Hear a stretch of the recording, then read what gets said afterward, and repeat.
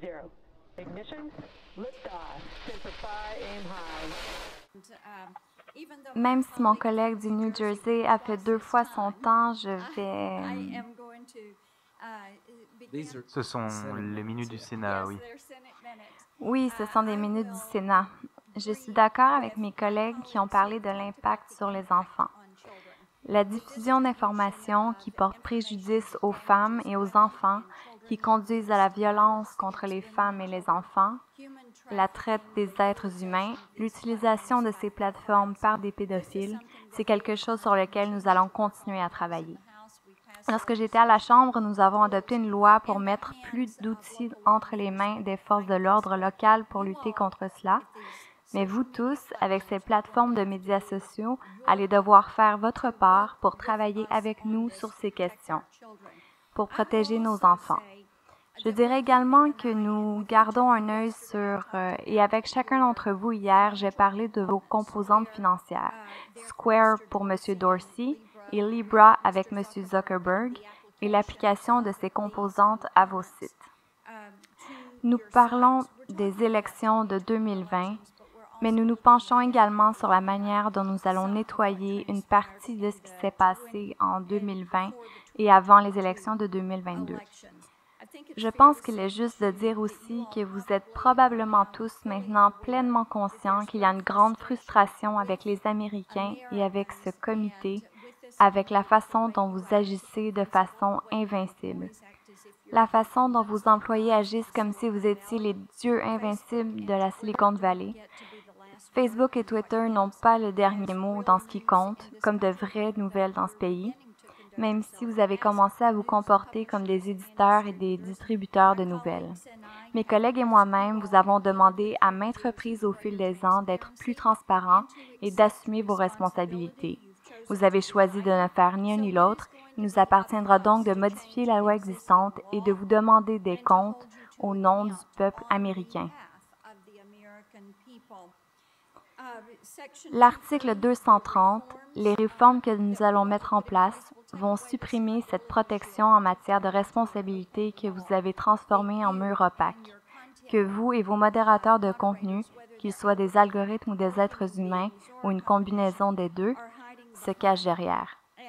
Et la loi sur la liberté et la diversité des points de vue en ligne, je remercie les présidents Graham et Wicker d'avoir travaillé avec moi sur ce sujet. Elle sera mise en place pour une majoration au sein de cette commission jeudi. Monsieur Zuckerberg, vous avez déclaré tout à l'heure que nous devions mettre en place une définition. Nous allons le faire. Nous allons supprimer les termes nébuleux. Nous allons être précis. Illégal. Incitation au préjudice personnel.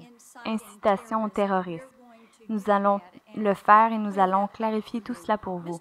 Monsieur Zuckerberg, Facebook ressemble plus à un gouvernement qu'à une entreprise traditionnelle, est une déclaration que vous avez faite.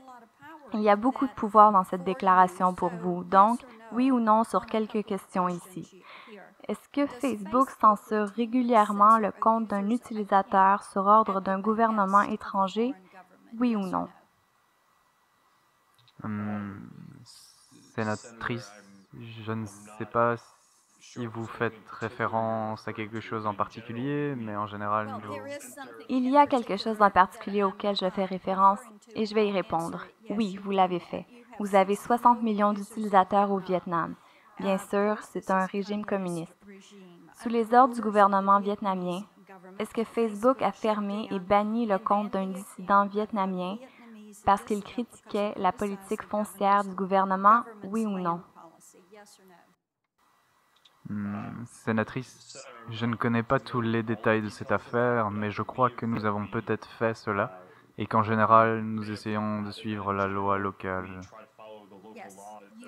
Oui, vous l'avez fait, et vous l'avez tenu à l'écart pendant 3 mois. En Turquie, est-ce que Facebook a une politique anti-blasphème où il retire les photos du prophète Mohammed si le gouvernement turc lui ordonne de le faire? Sénatrice, encore une fois, nous n'avons pas de politique contre cela, mais nous suivons... Eh bien, la réponse est oui. Eh bien, nous suivons les lois locales. La réponse est oui. En Russie, sous la pression du gouvernement russe, est-ce que Facebook a retiré un post annonçant le rassemblement et le soutien du dissident Alexei Navalny? La réponse est oui, je vais vous aider. Pensez-vous qu'il est du devoir de Facebook de se conformer à la censure étatique afin de pouvoir continuer à fonctionner, à faire des affaires, à vendre des publicités dans ce pays? En général, sénatrice, nous essayons de respecter les lois de chaque pays où nous opérons et faisons des affaires. OK. Et je pense que vous privilégiez le profit au détriment du principe quand vous regardez ces pays et aussi la Chine communiste qui vous a interdit l'accès à ses citoyens. Vous ne pouvez pas y opérer. En Chine, Twitter, vous avez un adversaire. Vous avez une entreprise, Weibo, qui appartient au Parti communiste chinois. Mais vos entreprises, même si elles sont interdites là-bas, vous essayez toujours de faire des affaires dans ces pays. Monsieur Dorsey, est-ce que Twitter fait des affaires avec Huawei? Je ne crois pas, non, mais nous pouvons faire un suivi. Oh, je peux répondre pour vous, monsieur. Vous avez contribué au lancement du Mate 3 Pro 5G de Huawei et il est présent sur le site de la page marketing de Twitter. Et qu'en est-il de Alibaba? Vous faites des affaires avec la société de Jack Ma avec leur lien avec le Parti communiste chinois? Si par des affaires, vous entendez le fait de permettre aux gens de faire de la publicité sur notre plateforme, Votre réponse est oui. Monsieur Zuckerberg, savez-vous que l'année dernière, le principal régulateur d'Internet en Chine a accepté de dépenser plus de 800 000 $ pour le porte-parole communiste, le People's Daily, et ils l'ont fait pour pouvoir faire de la publicité et promouvoir la Chine auprès du peuple américain sur Facebook.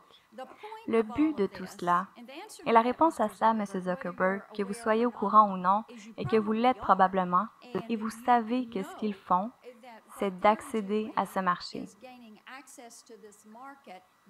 C'est pourquoi nous allons surveiller de très près ce que vous faites tous avec Libra et ce que vous faites avec Square. Parce que nous voyons ce qui s'est passé. Il est important pour nous de protéger les gens et de protéger les droits de l'homme. Et votre élection, permettez-moi de passer au contenu de l'élection et à cette surveillance, parce que nous sommes préoccupés par certaines choses qui se sont passées. Monsieur Zuckerberg, laissez-moi vous demander ceci. Avez-vous entendu parler du Trump Accountability Project? sénatrice, je n'en ai pas entendu parler. OK, c'est un projet qui vise à mettre sur une liste noire les Américains qui ont servi dans l'administration Trump et à leur interdire d'obtenir un emploi futur. Maintenant, dans la Chine communiste, dans la Russie de Poutine, dans les États totalitaires, le gouvernement va régulièrement publier une liste noire de leurs ennemis. Les ennemis de l'État se voient interdire d'obtenir un emploi et si leur nom figure sur la liste, ils sont éliminés. Il semble inquiétant que cela se produise ici, dans ce pays. Monsieur Zuckerberg, êtes-vous d'accord avec moi pour dire qu'il y a quelque chose de grave dans une liste noire américaine qui empêche les gens d'obtenir un futur emploi simplement parce qu'ils appartiennent à un parti politique différent?